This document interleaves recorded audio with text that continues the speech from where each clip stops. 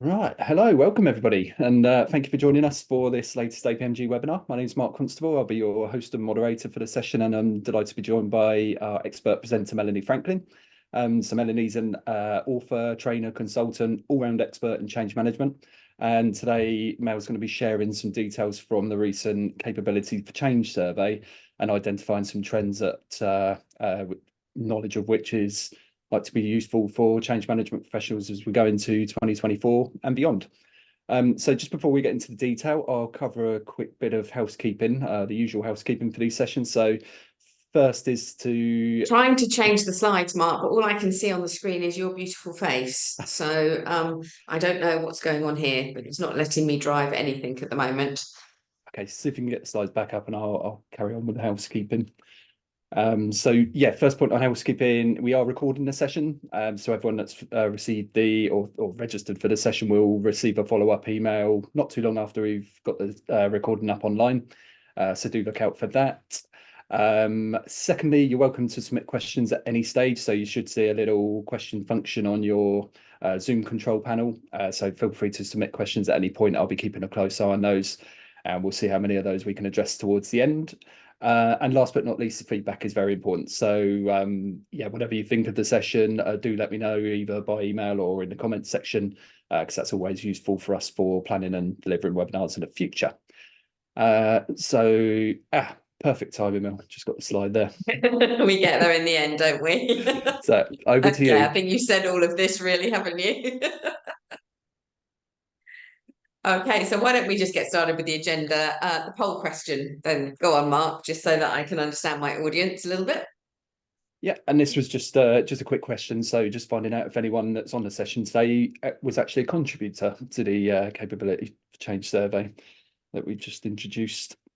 We have people from all over the world. All continents were represented, but I never know with my audience who I'm speaking to. So it always helps to know this stuff. So it looks like we've got a handful on here, Mel, at least, yeah, 6 or 7 at the moment. So a very small percentage of who's here. Thank you, everybody. I'll close that poll down and let you carry on, Mel.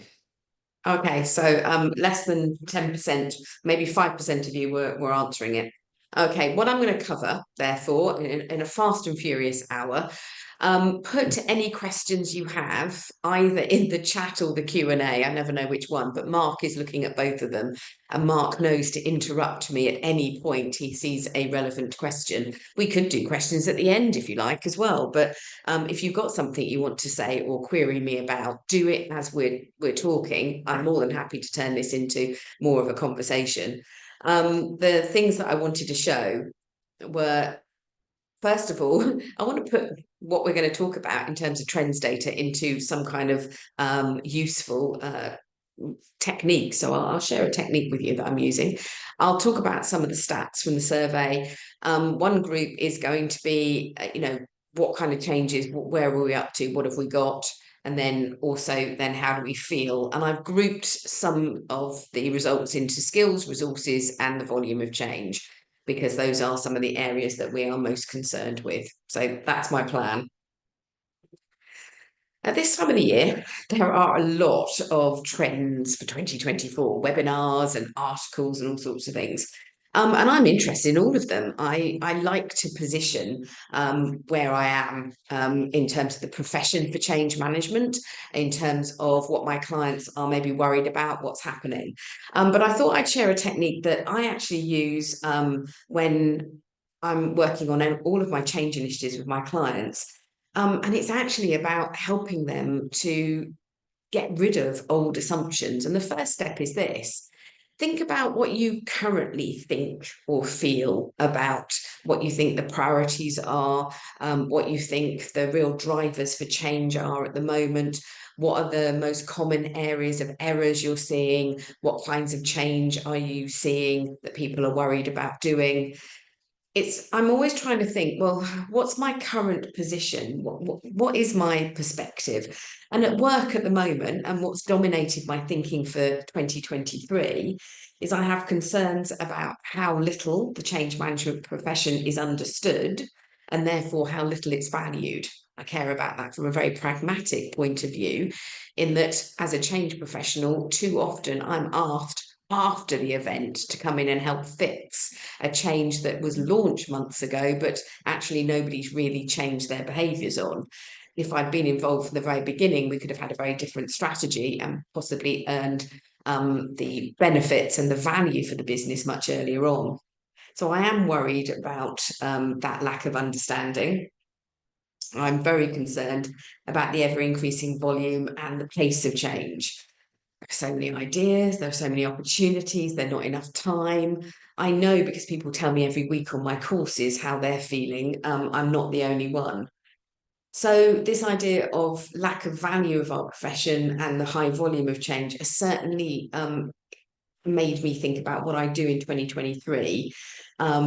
And what I want to do is think about, how that might change in 2024, because it drives my priorities. And that's what I wanted for you. So think about what has been really driving your work this year. What are the assumptions that you carry with you at the moment?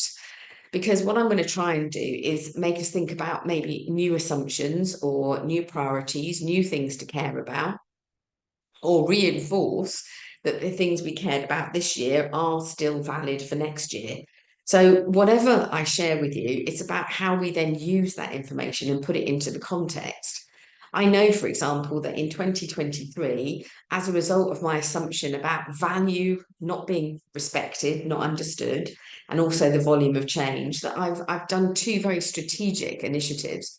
One is about building an AI run platform for line managers and staff so they can access sort of answers to very common change problems and give them techniques for helping them to cope because of the volume of change. And I've also partnered with Tibby, and we're running the new Neuroscience for Change course that APMG are running with the certification, because I'm feeling that as we're not valued, perhaps having a more scientific basis of all the things that I do, rather than people interpreting it as just common sense, would be a good idea. Certainly the capability for change survey, I wanted to find out what are the things that we're worried about, where are we succeeding, and therefore were those two strategic goals for 2023 something I should continue to pursue? Are there other things I should be doing? And I'm assuming you're in the same boat. How will you use this information is basically what I'm thinking about. So in researching this webinar, I'm searching for data to identify what the trends are and therefore what actions I might take, and thinking about my priorities, and creating a realistic schedule. That'll be a first. My schedule's always overstuffed and I've never got any time to think. But let's have a look, therefore. Does that help? Thumbs up if you're finding that useful, in that it's just whenever you are thinking about new information, and this applies really every time you read a new article about change management or the latest trends in business or what CEOs are worried about. And I post a lot of content, as you probably know, in the change capability community on LinkedIn. It used to be called the continuous change community. There's about 4,000 of you are members. And I'm always trying to share latest thinking, latest content, because it's always about challenging what we're doing. Basically, we've got limited time on this earth. So are we spending our time in the most valuable way possible? Are we addressing the things that we should be addressing? If you like that, let me know. Tell Mark in the chat if that's useful. So having set this context, what do we do then? Well, there's a few things I wanted to think about here. What are the barriers to effective change management? So we have to start with asking what's getting in our way, basically. And depressingly, change activities not being understood is the top issue that we've got. And change management not being valued is down there as well. It's not a surprise, is it? If we're not understood, we're not being valued. Something else that's there as well, though, down the bottom of big contributors, is insufficient resource availability and insufficient senior leadership involvement. And senior leaders are very important resources for change. I wonder that we haven't got that message across yet, because if they've got insufficient involvement, maybe they're not seeing themselves as key resources. we're constantly sort of coming up against this issue that sponsors don't know how to sponsor, and sponsors see it almost as a distant, well, they've given their name to a change, but they're not really championing it. They're not really promoting it, talking positively, giving their energy and commitment to it. There's a distance there. They're a sort of sponsor in name only. And many of us in the change project and program world are trying to sort of push it forward. And the people who we are impacting, who are trying to get the day job done, aren't seeing any senior leadership commitment. So they feel distant. They don't see why they should bother. And it's almost as if we're caught in a trap of trying to be that positive force, even though often we don't have the hierarchical power. We certainly don't have the legitimacy of it being one of our strategic objectives, as it would be for a sponsor. So I think there's a massive issue when we say that one of our barriers is insufficient senior leadership involvement. It was very interesting at a session I ran for heads of change and transformation on Thursday last week, where I was asking, what more do you need from me to make your jobs better? We were looking at the platform I run, which has all the techniques in it, like micro techniques, 5 minutes a pop. And they were saying, we really need you to give us some stuff that we can give to our sponsors to, 5-minute modules that show them how to sponsor a change, because they don't seem to know. And also we want techniques that help us manage upwards, because we are actually having to canvass for support and involvement from our senior leaders. How do we do that without it being a career limiting moment where we create such a bad atmosphere and a bad feeling around it? Justin's raised his hand. I don't know why, but Mark, if you've got a question in there from the chat or the Q&A that you want to talk to me about, let me know. Yeah, I have got one question. It wasn't from Justin, but the question is, what's the scale on the graph? I see the relative, but can't tell the absolute value. Yeah, no, I can't see it either. So down the bottom there, I can just see in white. For some reason, it hasn't shown up. But basically, what we've got is change management activities not understood is at the 30% mark. And the insufficient resource availability, insufficient leadership are just over the 20% and just into 24% mark. So we're talking about 30%, 25, 25 and 22%. So apologies, the numbers haven't come up, you're right. Hopefully when we share the slide pack, that will be cured. Blame you for asking that. It's always helpful to sort of try to compare what happened in 2023. What were the changes that we were thinking of, what we were doing compared to last year? And the thing that really hits home for me, because I'm hearing this anecdotally as well as seeing the data, is down the bottom there. Again, just reading out that we're looking here at about 16, 17% for increasing operational efficiencies and about 19% for increasing digitization. There seems to have been this massive swing this year for tighter cost control, tighter efficiencies. I don't know how many of you are recognizing this in your own world, but reorganizations, which are there at about 12% in the middle there, are coming off the back of the need to do more efficient working. So we are talking about streamlining the number of people we've got.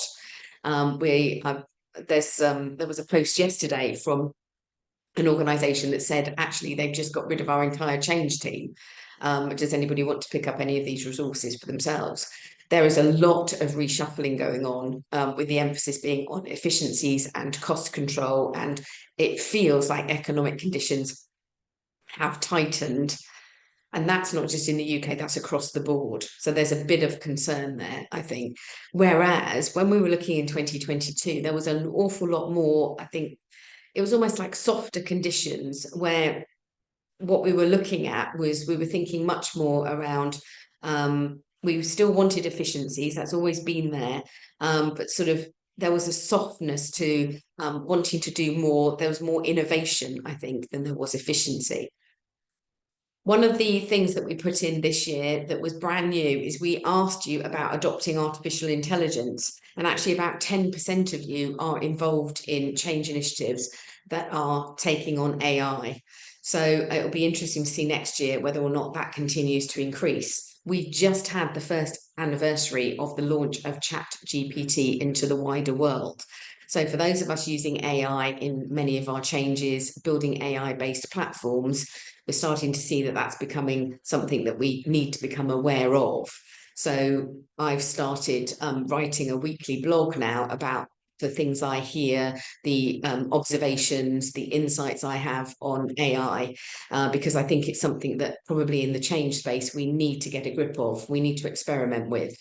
My blog next week is just, I was overhearing somebody how they are using ChatGPT in their world, and just sharing those sorts of stories to sort of maybe normalize how we use some AI for some of our work. Because I think as change professionals, we do have to keep abreast of what's going on.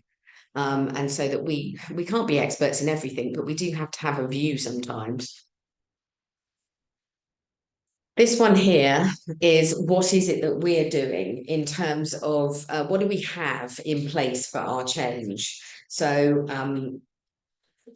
one of the interesting things here that the two leaders there, I think, is that we recognise in the middle there, we recognise that change management is a skill. But below that, unless is that we train people in change management. So hang on a minute, we're saying it's a skill, but we're not quite matching that with we're training in it. In fact, what I'd like to see is that we're training more and more people, and that actually that outstrips the view that we know it's a skill, so we ought to sort of put it down somewhere in performance management. Because I think one of the other things is that we do have a central change management office, and some of the stats that I'm not showing today, interestingly, we're seeing that that central change management office is very small. The average number of people in a central change management office appears to be 4 globally. It doesn't matter where you work. There are some organisations that have larger sort of central change and transformation offices.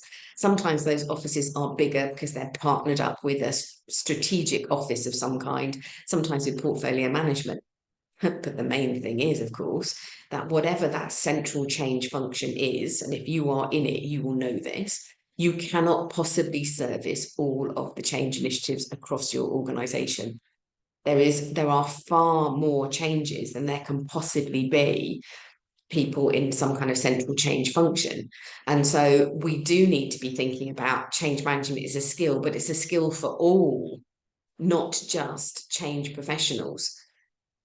At what was the continuous change community, now the change capability community, one of the things we talked about even 2 years ago was how, as change professionals, maybe part of our role is how do we transfer our knowledge to people who don't see themselves as change professionals, but are actually at the cutting edge of making change happen in their teams. So we've got middle managers, people managers, line managers, whatever you want to call them, who are subject matter experts, but are actually expected to lead people through the transition from old to new ways of working. They don't have the benefit of all of our understanding of all the theories and models of change. How do we help them cope with that? So certainly thinking about what are we doing to train those around us to help them cope with change. We've still got the, yeah, please do. This is an interesting one because it's like a slight change in terminology, and if that could have an impact. So can it be that people don't understand the change activities because it's called change management instead of management of change? Because that is what we're doing. I think language is a big issue. When I was chairing the Change Management Institute, we had lots of conversations about this with our members, because change management, a lot of people were unhappy with that term and wanted to see it as change leadership. Other people didn't like the word leadership because it implied, again, we were sort of leading people and not letting them find their own way. For me, I think that, to be honest, I'm beginning to sort of get kind of concerned about the word change. This morning I was in a session where I talked about, hang on, let's not talk about change management here. Let's talk about the outcome of what it is we do. We use change management techniques and models and theories, but actually what happens is we help people adopt and embed new ways of working. We help people behave differently. We help people build new habits and routines. So I think there's something in here about if we want to be universally useful and recognized and seen as valuable, maybe we should talk not about what we do, but the outcomes of what we do. And when you start to talk about we help people implement, adopt, embed new ways of working, we help people shift from old to new ways of thinking. We help people adapt to new priorities. So, getting away from the change word, getting away from management or leadership for a moment, I think there's something in there around can we better describe our outcomes rather than what it is that we see ourselves professionally doing? Thumbs up if you're in agreement with that, or put something in the chat, a thumbs up chat, a tick, a yes, if you think that we're on the right path there. Yeah, a couple of Or related ones as well. So would you merge PMO and CMO into a VMO, Value Management Office?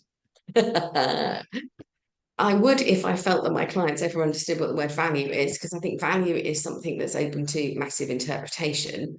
I absolutely like the idea of being an integrated service. I used to head up the global change, project and program management offices before I came into change. I've always seen projects as sort of delivering tangible change. They create things that we don't have already. And I partner that with what we traditionally talk about as change management, as actually that's behavioural change. That creating new habits, new routines, adopting new behaviours, new priorities. The thing that's less understood, actually, because it's a bit touchy-feely, because it's emotional, because it's psychological, it's very hard to track, because actually, if I'm doing my job really well, you are thinking differently, but it's very difficult for me to actually track that as I would that you're bringing in sort of 5% more revenue a year. So I think the two go hand in hand. We can't realise benefits or realise value without actually partnering behavioural change with tangible change. So I'm very happy to see those brought together. One of my most successful clients with a transformation that's taking 120,000 staff, they have absolutely brought, under the heading of transformation, actually, they brought together, they have program managers managing multiple interdependent projects. They have their central sort of change function that runs almost all the education sessions around how to make change happen. They are the ones that look after their massive change agent network. So it's all centered around transformation, and the director of transformation is basically the person who is constantly moving the organization forward. So a very powerful and unusually, because if you look sort of 3 and 4 down here, the person responsible for change management reports to the board, or the person responsible for change management is a board member, is very, very low in percentages, under 6% for both of those. And I think he's quite rare because he does have that authority and draws it together. The practicalities of bringing it all together is that if you are going to do that, there has to be, I think, before we merge, there has to be a real understanding within the organization that what we do, what is it that we do, and that it's valuable. Otherwise, I think there'll be being subsumed under tangible change, and everything will become project management. And that is a danger, I think. Thanks, Val. Just one more on the sort of roles and terminology side of things. So, anonymous attendee says, our organisation is restructuring our digital transformation team and changing our roles from change management to business analysis. Do you have any thoughts on the disbenefits of this? I think it's not the word business that's the problem, it's the word analysis, isn't it? Because it implies analysis, I think almost implies one step back, that we are objectively analysing what should happen. And I think that belies the fact that you are probably trying to nudge, encourage, persuade, motivate, and inspire people to do things differently. So it's the word analysis that would bother me about that. And I think sort of it's quite a cold word as well. And I wouldn't immediately turn to a business analyst. And by the way, I started my career as a business analyst. I wouldn't immediately turn to the title business analyst as somebody who I would expect to lead me through making change happen. So I think I would say that is a problem. Right, thanks, Mel. There's a couple more, Okay. but I think we'll take them on the next step. Okay. I wanted to share then some, we're back halfway through, and I thought I'd sort of share some of the details around and just give us some more thoughts really about what's happening. The survey is basically does analysis on, do we think something's happening? And what that is often based on is, do we have a structure? Do we have templates? Do we have activities? Do we have somebody in charge of this area? So do we think something's happening? And then the same questions are asked, but in a different way to find out, yeah, but do you feel it's happening? Do you see it genuinely happening? Do we feel that this is working? So there's it's very much that emotional, yeah, that's good. Or so you might say, yeah, we've got all the processes in place and it's working. That's great. The two come together. But sometimes you might say, yeah, we've got all the processes in place, but it's not really making a difference. And sometimes you'll say, this is going well for us, but actually, structurally, formally, we don't have anything in place for this. So those are the three types of answers that you can get. So I'm going to show you the think and feel for each of these, and I'm going to talk about where we are with skills and things for you. I mean, this is all about thinking about what do you want to be involved in, what do you want to do for next year. So I'm going to do skills, resources, and volume of change. I've got a few bits and pieces on volume of change particularly. So let's have a look. What's going on here is we're talking here about skills. So we're back to, we've talked about change management being understood and valued. About half. These two are pretty much in alignment, what we think and what we feel. About half of us, though, think that the activities to manage change are known, and that we develop the skills for managing change in our people. So that's half of us. What about the other half would be my big concern, I think that we need more and more people to be involved in change. I think people need to, I think maybe one of the reasons that people are sort of feeling so overwhelmed is that actually we're calling on them to do quite an awful lot of hard brain work when they shift from old to new ways of working. It means that you have to unlearn one habit and learn a new habit. Have we got the energy for that?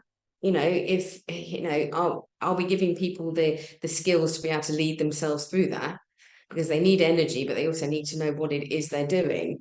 I am very conscious of a manpower report that's come out recently. First of all, when it comes to skills, 57% of HR leaders are saying that skills shortages are really impacting, their ability to sustain corporate performance. So more than half of HR leaders are extremely worried about skills. We know that there's a lot of hiring freezes around. So what are we doing to upskill our own sort of teams to be able to make sure that we have got enough resources for change? Again, the heads of change meeting that I was at in London on Thursday, really interesting, because they were making a case back to me that says, do you know what? We need to stop trying to argue to expand our central change team.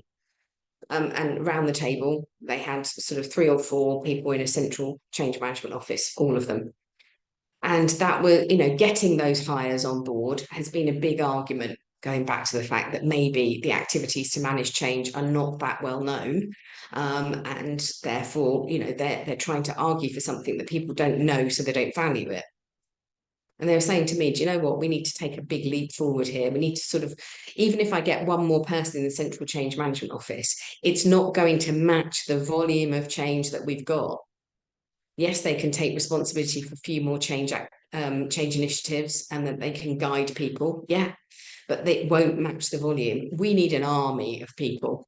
What we need to do is leapfrog over this idea of hiring change professionals and actually spend more of our time developing the change management skills in all of those at the sharp end so that they can self-manage their way through change. That doesn't put us out of a job at all. I think it makes our job manageable because we can't get to every change initiative. And when initiatives aren't run well, often, even though we have nothing to do with them, we may get the blame. So there was something there about arguing for we need to develop skills in our people. Only about half of us are doing it. And actually, it's where we're doing it. We need to leapfrog into the main sort of group that are affected by change. Here, this is one of the things I mentioned earlier on about senior leadership involvement, and this is just dreadful. Less than 1 in 4 of us think that senior leaders know how to sponsor change. It's ironic, actually, that I talked the other day about senior leaders who know how to sponsor change are like unicorns. What I did with Margot at the Change Awards, and if you haven't submitted an application, for God's sake, go and have a look at it. It's all over my feed on LinkedIn. It's all over the change capability community. Put an application in. But one of the new categories we put in this year is for a fantastic sponsor, because if you have got somebody who is committed and is energetic and is helping, the reason we wanted to give them an award is that we want them shouting about it. And we want to invite them to the awards ceremony because we think that by meeting the rest of us, our tribe, if you like, it might just get the word out a bit more. So if you do know somebody who's an amazing sponsor, and clearly 6 out of 10 of you don't know one, but if you do, then please put forward some application. It's us doing the application, by the way. We're not asking the sponsor to do an application. We know they never would get around to it. We are pragmatic in that way. And here's another issue about senior leaders being held accountable for building change management skills. So we're not getting the sponsorship for building the skills. They don't know how to sponsor the change, and they don't realize the complexity of how to sponsor a change. Why would they want other people to have the skills for managing a change? So there is definitely a link there, very strong link. So again, the more we invest in really explaining what we do and how important the role of sponsor is and exactly what's involved in sponsoring a change, is important. And that circles back to the conversation we had about 10 minutes ago about bringing together sort of project and change activities and roles. Is that I find that probably the thing that cuts across all of my sponsor training is this.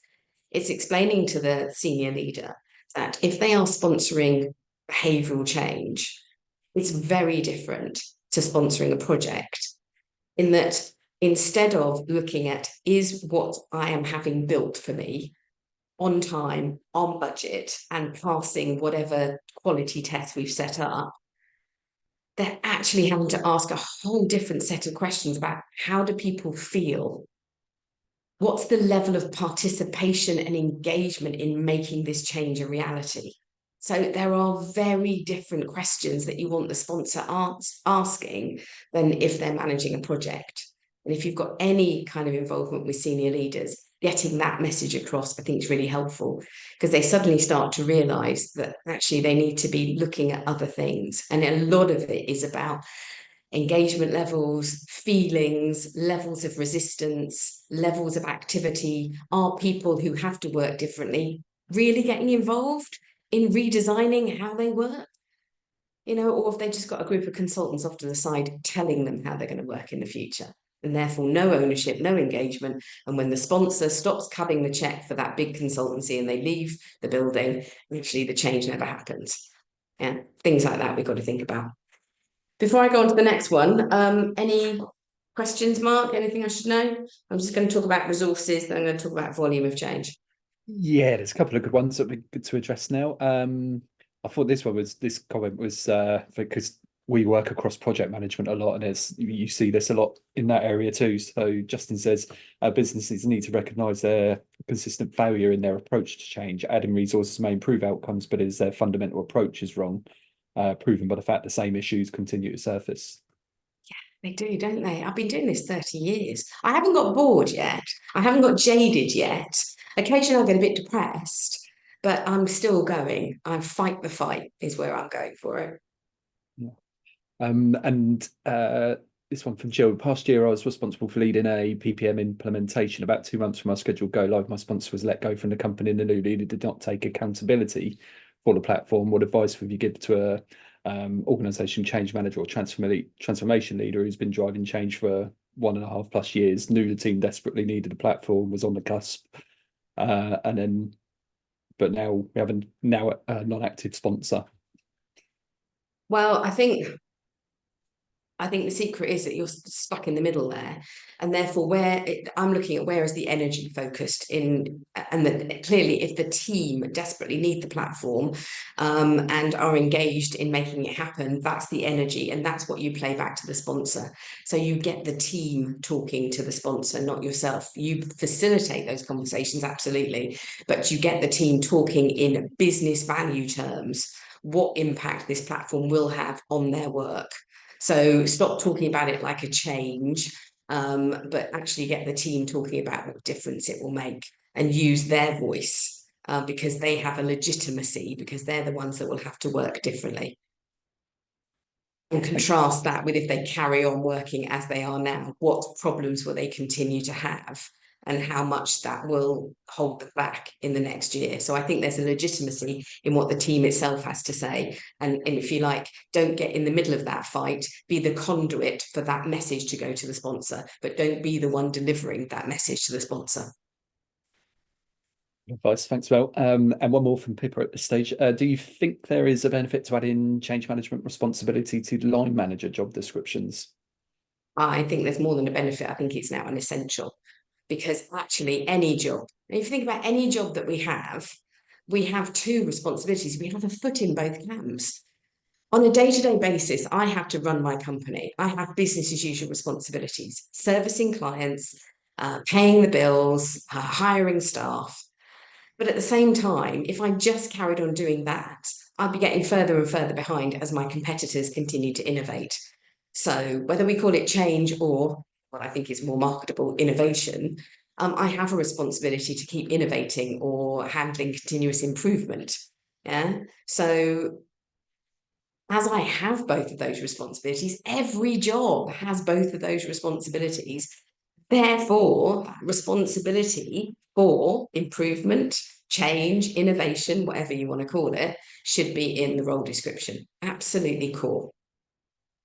And that will act as the pull mechanism, won't it? Because when people realise it is most distinctly their responsibility and therefore is in their performance management, then they start to want to get to know how to do this. I did this for a big insurance company around the world, and we put this into, from supervisors upwards, it went into their role descriptions.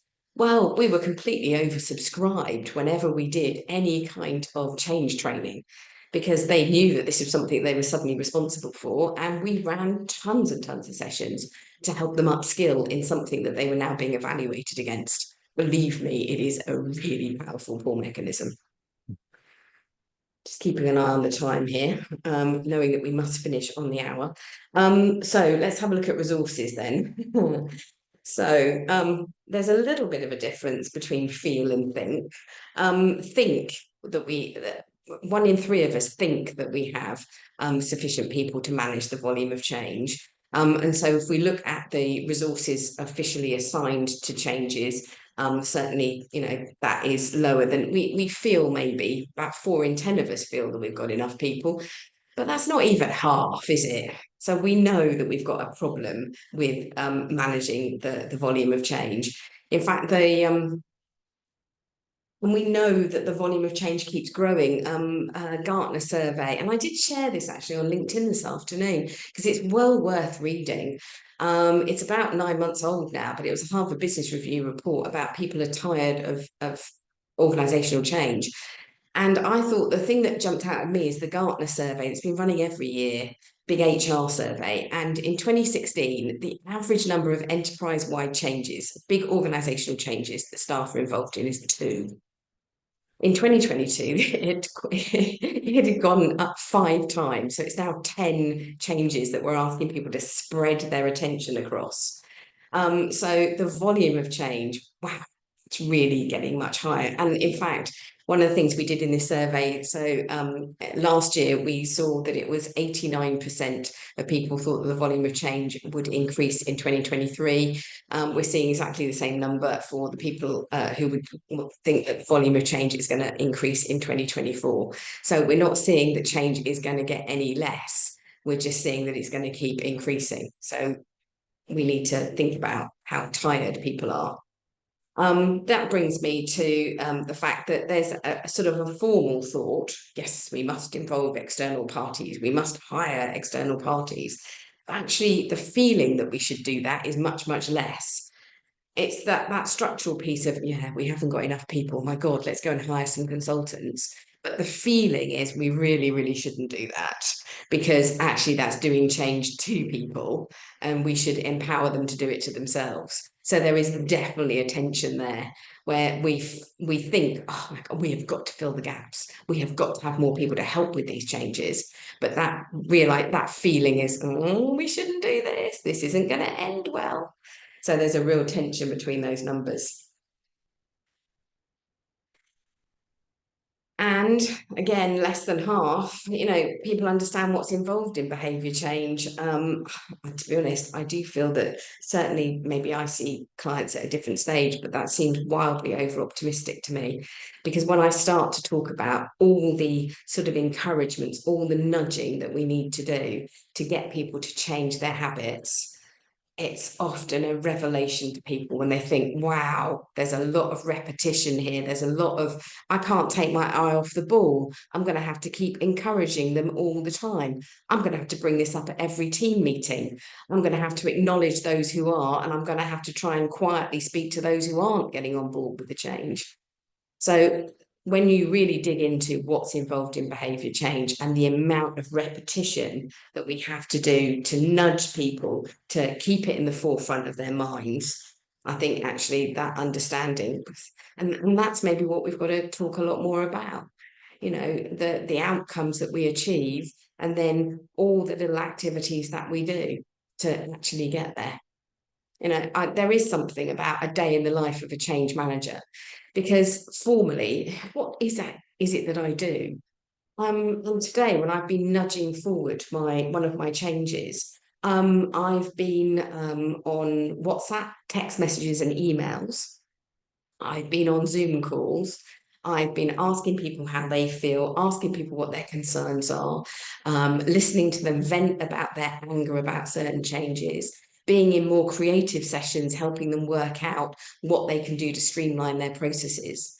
Basically, I spend my entire day facilitating the ideas and feelings of others so that they can have that moment of, as Virginia Satir always described it, their transforming idea, that moment when they go, oh, I get it, or oh, that's what I'm going to do.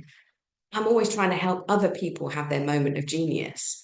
And maybe describing that that's where my day goes. I started at 7:15 this morning and I'll finish at 7 o'clock tonight. And that's where my 12 hours have gone, encouraging, enthusing other people.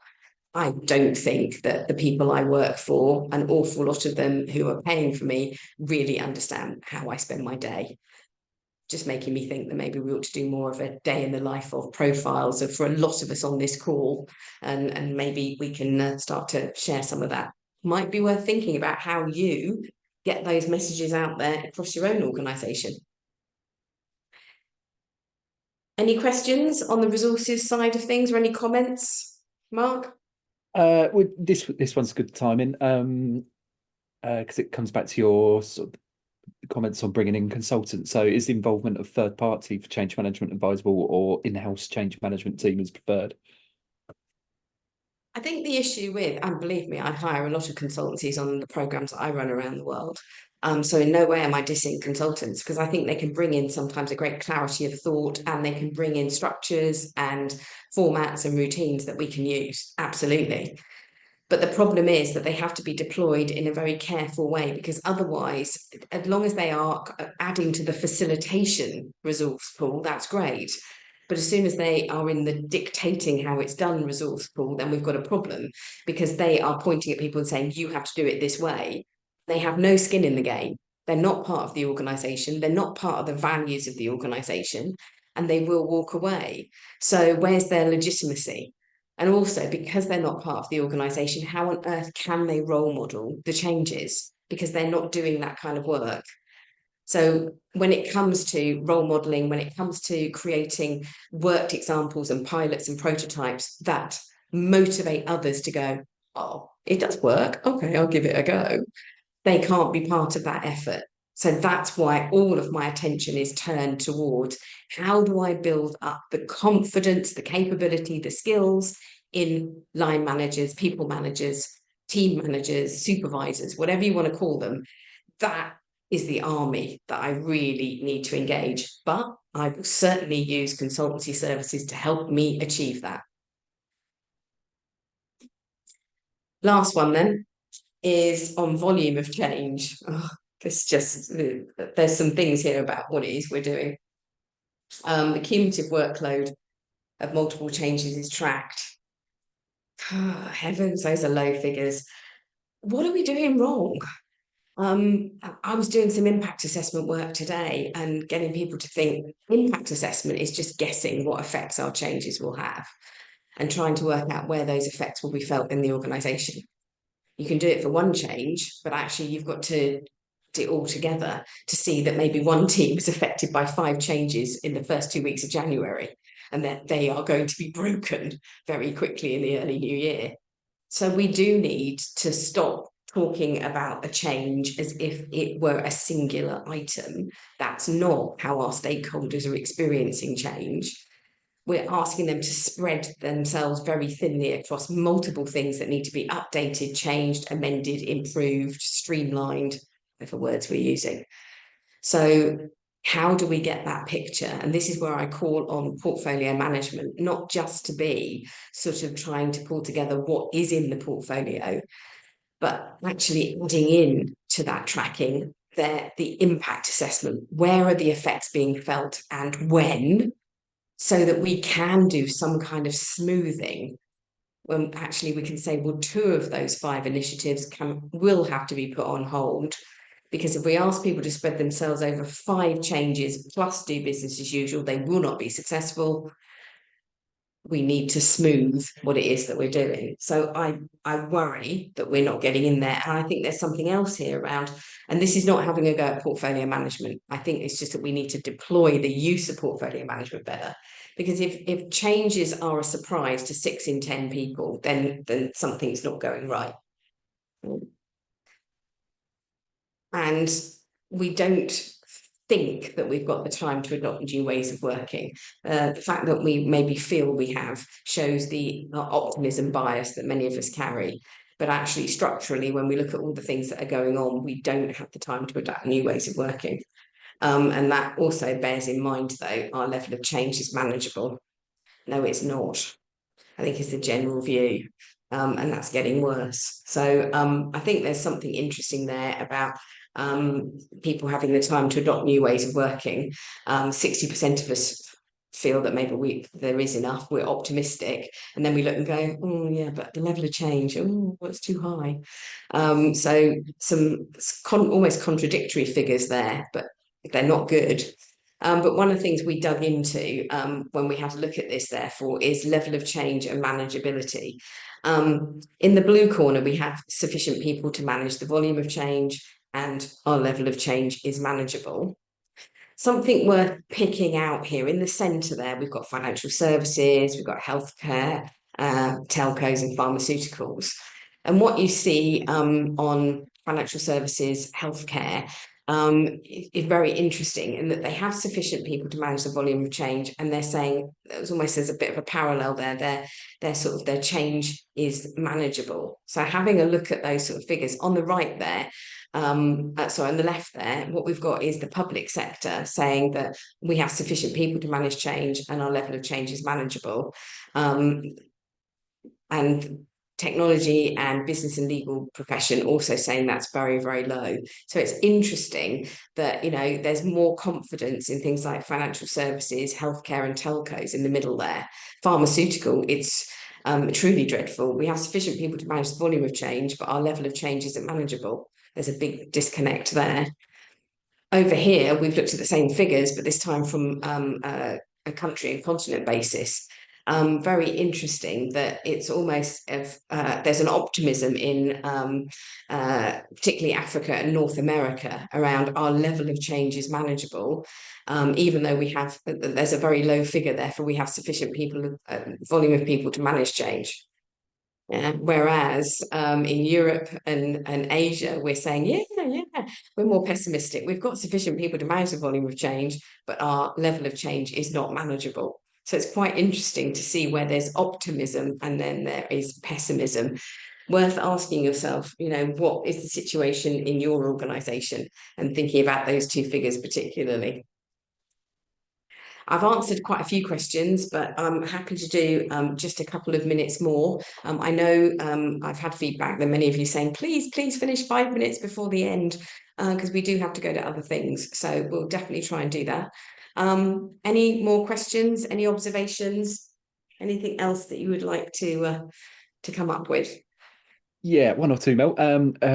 Let's go with this one. So Stendy says he's really impressed by the high percentage of the people who understand what is involved in behaviour change, but would like to ask you to share your observation if you feel that's a realistic range.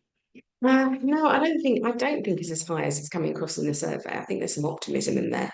Mainly, as I said, probably because I see people who I'm asked by organisations to fix things, so I am going to see a more negative view.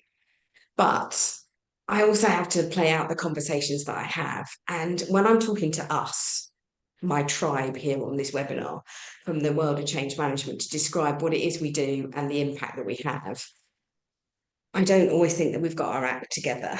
I don't think we've got an elevator pitch for describing what we do. As I said earlier on, describing the outcome of what I do as helping people adopt new ways of working, helping people to find and adopt new habits, new routines, take on new priorities.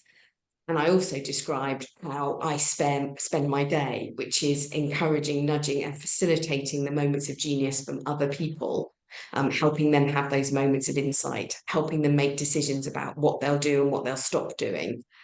So I think we have to start describing what we do and what we achieve from doing it, and maybe leave the terminology aside and actually start talking in human terms, as if I were talking to an elderly relative. And Christmas is a great time to practice these things, as I'm sure we'll all be spending time with elderly relatives, just describing what it is that we do in human terms and seeing how that plays out. But if I had to give you one activity to do for next year, one priority, I would be spending time on that. And that is the thing that you want to circulate most around, and finding a few sentences that describe it so people can nod along, that people don't have to go, oh, I don't really know what she's just said. Because if I talk about that I'm involved in the neuroscience and positive psychology associated with behavioural change, come on, who cares? Which of my relatives would understand that? Yeah, but saying I help people work out what work they have to do and what work they can stop doing because things have changed around them. I help people sort out new routines. I help people work out how they're going to spend their day in the most efficient way. People get that. Thanks, Mel. It's a good thought to end on here. So from Justin, we all agree change is a people problem. Instead of dealing with the people problem holistically, we only address people in the context of a project. I believe companies need to embed/measure a change mindset into their culture DNA, the goal being to take the management out of change management. And I think Pippa raised it as well, is how you do that is you have to embed this as a requirement of people's roles, because that's when they'll start taking notice of it. As we make it part of people's jobs, then it's something that people will want to do. Brilliant. Well, thank you very much. I did see one or two questions as well about a couple of resources mentioned, so I'll definitely include a link to the survey itself in the follow-up email. And someone requested the link to the Harvard article you mentioned, Mel. So if you could maybe email Yeah, that well, to it's me, in and I'll. LinkedIn. So just have a look at my if you connect with me in LinkedIn, you'll see my feed. And also make sure that you join the change capability community if you haven't already, because there are a lot of resources that we post all the time in there. So I'm constantly posting things. So do have a look for that. Perfect.